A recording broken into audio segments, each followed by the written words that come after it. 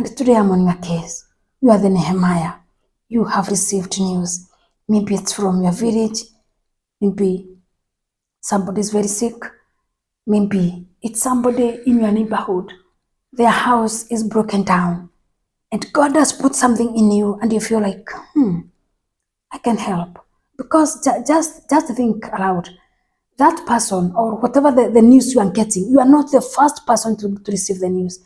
You are not the first person to see, or now you are being, whatever information you are getting, you are not the first person to hear it.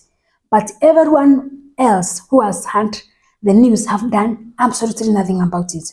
And now the news have gotten to you and you feel like, I can do something. I think I can organize how we can help that family. Maybe we can do a fundraiser.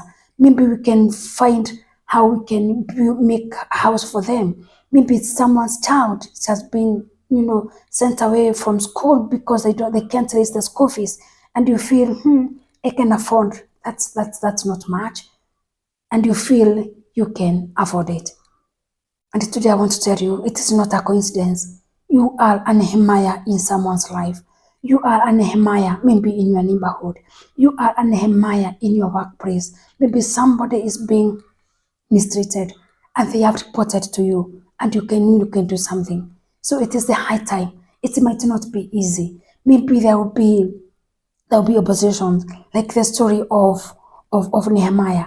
There were oppositions. It was not easy. It came a time when they had to build with one hand, and one hand they were carrying weapons, but they still did it anyway.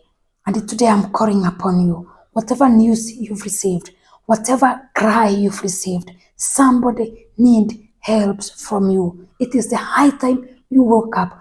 Do what you are supposed to do.